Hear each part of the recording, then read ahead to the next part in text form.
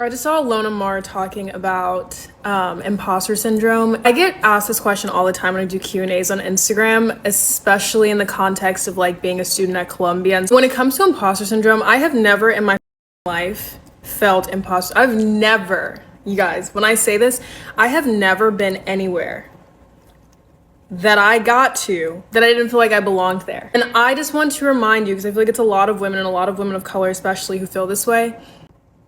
Why the would you ever question, well, do I deserve to be in this class? Like, I know that I applied to the school and I got in, but like, do I really deserve to be here? You better speak up in that class. Or you're at work like, oh my God, well, should I contribute to this meeting? Like, I'm kind of nervous. Like, do I really belong here? Job that you applied to and interviewed for? Yeah, what the You're not a billionaire. And if you're asking about imposter syndrome, you're probably not a white man. So act accordingly. You did not exploit anyone to get to where you are. You did not pay to get anywhere. You're broke as like, act accordingly. You will waste so many opportunities sitting around thinking that you didn't deserve them. Like, you got it. So act accordingly. In one of the comments of a previous video that I did, someone had put great topic or next topic to discuss, imposter syndrome. So here we are. I'm taking that person up on their offer. I did a little research on them TikTok streets, and we're going to look at it on these YouTube streets. And let's discuss imposter syndrome, because I heard about it, and then I was like, okay, let me learn a little bit more about it. Some people say it's in your head, it's not real. And some people say, yes, it's real. I've experienced it myself. I really don't have a clear thought about it, but let's look at it together and come to a conclusion. I don't have that. Really? No, I don't know what that. It's like where you don't feel like you deserve it. Yeah. No, I don't think I have it. Okay, how is that possible? I feel like imposter syndrome ruins my life sometimes. I feel like I deserve what I've gotten. I think that I've worked very hard, even in the rugby space. Like, I've played sports my whole life. I went and played rugby at, South Burlington High School, and then I made the late decision to play rugby here, and then I transferred here to play rugby. And then I do all the work off the field. I posted videos consistently from Tokyo till now.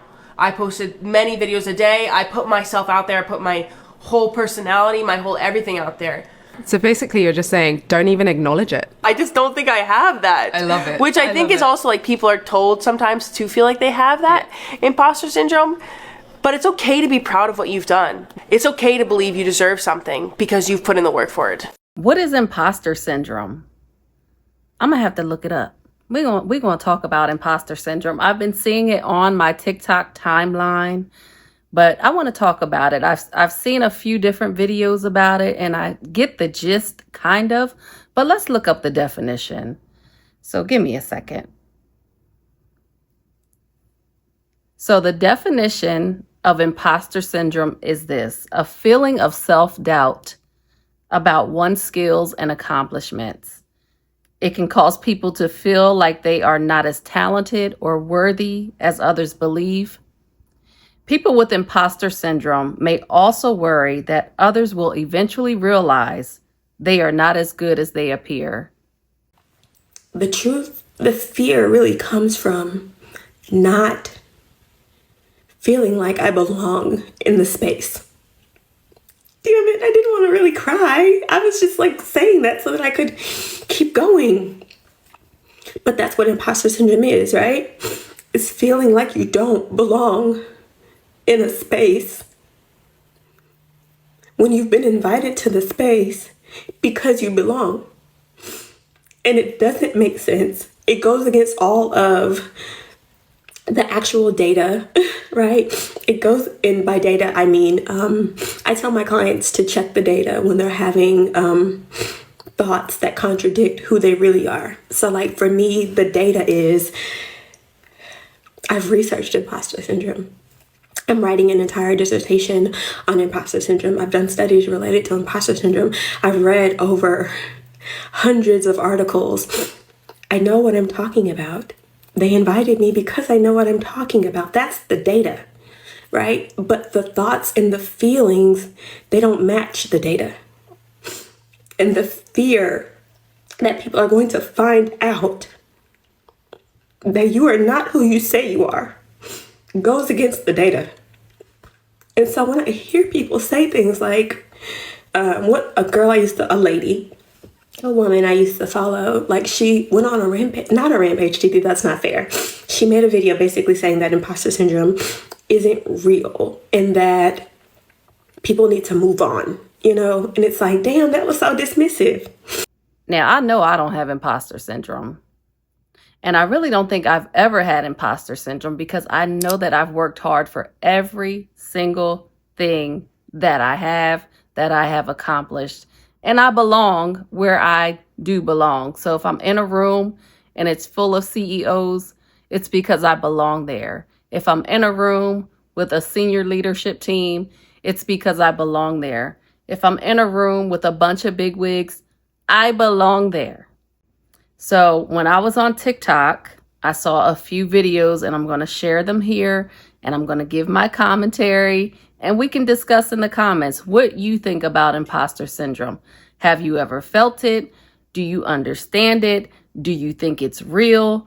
Do you think that people really have imposter syndrome? In the meritocracy, everyone who is more senior, more highly paid, better educated is not necessarily smarter, more effective, a bigger producer, or a great leader. Let's face it, relationships, pedigree, and other things totally uncorrelated to one's success in the role often determine who gets in and who gets promoted. I've read that there's a 10% overlap between confidence and competence. The most outspoken and confident person is often the least competent, but we give them the benefit of the doubt because they meet our beliefs and our unconscious expectations of what good looks like. I think for me, those good talkers be making their way into the room talking that good talk and don't know a daggone thing. Well, let me stop. They know a little something because they talk their way into it. But I see what she's saying. What she's saying is people can talk a good game. But then when you sit down with them and you really get in depth on what the issues or the subjects are, they talk in circles. Give me the points. Give me the facts. I asked you a question. Give me an answer. That makes sense. the most pivotal moment when I realized all of this was when I joined Spencer Stuart, one of the top 5 search firms in the world. And I was in my 30s, and I had been a vice president at Prudential, but I went in kind of eyes wide open thinking, wow, you know, these guys they've got bigger books of business. They're really impressive. I'm going to be interviewing all of these very senior people who, you know, I might be a little bit intimidated. And in my first couple of months of doing these interviews, I'm conducting the assessment of these senior leaders. I kind of walked away going, that's it? I mean, I was really not terribly impressed with what I saw. And these were very senior, highly compensated, mostly men. So I think we all need that moment where we realize that this is a game, and it was not necessarily designed for some of us who come from different backgrounds. Say they be talking that good game, and look at here. It's a game. It's a game. And it's sad that it's a game, because there are rules to these games that everybody is not playing by. There are so many fouls in this game. Right? So once you understand that, you can begin to play the game, and you make sure you are showing up buttoned up, that you are always demonstrating with confidence just how good you are.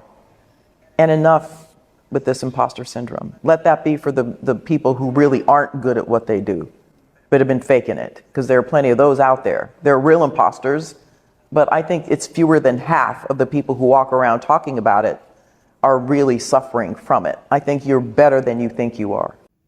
You are better than you think you are. Don't believe the hype. I said that in a previous video. Come on, Public Enemy. Don't believe the hype. You are better than you think you are. Do not walk around as if you are an imposter. You are not. You are worthy. You are great. You are greatness. You have a purpose. Okay. I can't with this. I can't with this subject. I'm feeling so drained on this subject.